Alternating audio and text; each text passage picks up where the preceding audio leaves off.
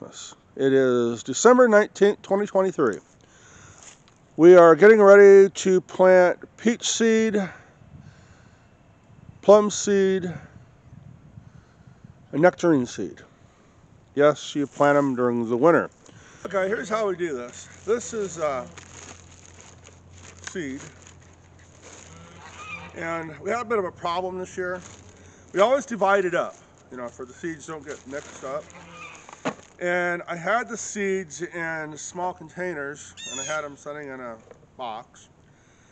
And I fell, and the seed got mixed. So I did my best to separate it. Some of them, you can tell what they are, and you can separate them pretty well, but some of them not so easily. Okay. For those that don't know, I have Emery-Dreifuss muscular dystrophy and Sjogren's, which probably will eventually put me in a wheelchair. But I'm still walking. But I tend to get really tired, and I trip and I fall, so that's how this happened. All right, so what I try to do is figure out where that cloth is going to, the hardware cloth is going to sit. And I don't want too many dips, because it's going to be hard to try to fasten the edges of it down. Does that make sense?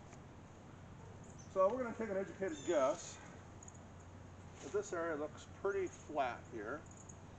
And I think, you got to keep it out of in a spot that's going to be out of your way that you can mow around. Now, you're probably wondering, how is this going to work? So here's how you do this. You take the hardware cloth. You don't have to have those in any particular order. In fact, by spring, those seeds will move. Okay? The wind will move them, the ice and the snow and everything, and they'll move around where they feel they're most comfortable, and that's when they'll start to grow. You might have fun if you want to, but you'll notice after all these years, this is how it works. All right, so the hardware cloth goes on top of it. The ice and the cold causes the seeds to crack. And then when they're ready, they'll start growing.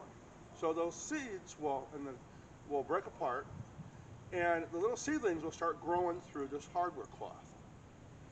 And then when the seedlings get up about this high, you see that? That's about 4 to 6 inches high. Okay. What you're going to do, now you'll have grass growed in with them too, depending on where you have it. You will carefully take the hardware cloth and you'll just peel it back. And you'll find that those little trees will pull right through these little squares. And the leaves will still stay. And then what you do, get yourself some stakes. Take that hardware cloth or some other wire, you might not have enough, and then you will put it around your test plot. Okay? Now, as soon as you put these out, the critters like to dig them up. The coon, they'll try to pull your wire off, the coon, the possum, the squirrels, mice, rats, anything else. All right. And then once they get established, and they're young and they're tender, the rabbits want them. That's why you got to put the wire up around it, okay? So this becomes your test plot. And you do test plots for each kind of seed. Then what you do is, you wait till they get about this high, okay?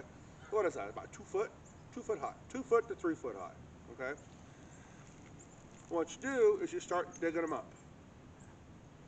You dig them up, put them in pots if you're going to sell them, or you start putting them in rows. Like, well, you're not looking in that direction now, but we have rows of trees, hundreds of trees. Okay.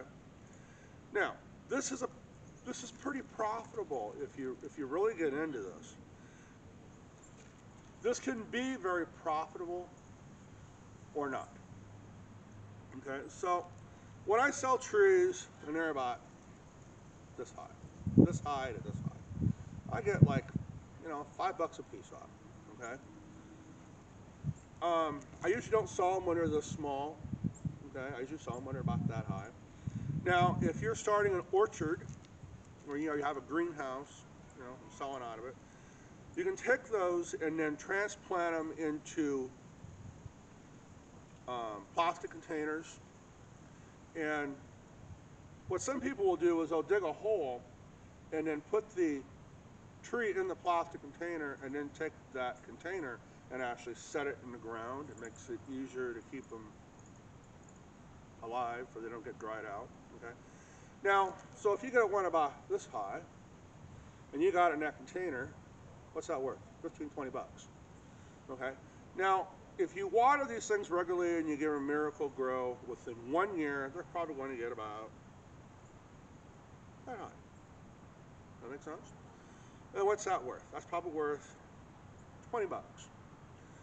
Now, if you wait till next year, and if you can keep the rabbits from chewing the bark off them and chewing them off, and they get about this high, that's the size that you usually find at a nursery for sale, or like Walmart or Tyson's, and those are like 30, 35 bucks.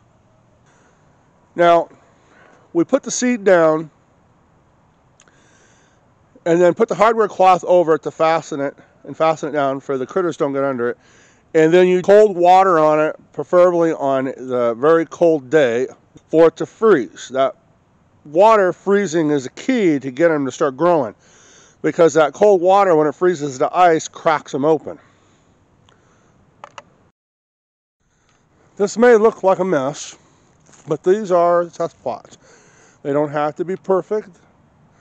You just got to make sure to have the seeds down, have them covered with the hardware cloth, make sure that they get watered very well and that water freezes, and then wait till spring when they start popping up through there, you know, about 4 or 5 inches, 6 inches. Peel the hardware cloth off and then wrap the outside area with wire and posts to keep the critters out. And I have them separated so that way I know what they are. And I have a distance in between. You see that? Right here, that's wide enough for a push mower. This is wide enough for a rider and a rider and a rider. Okay.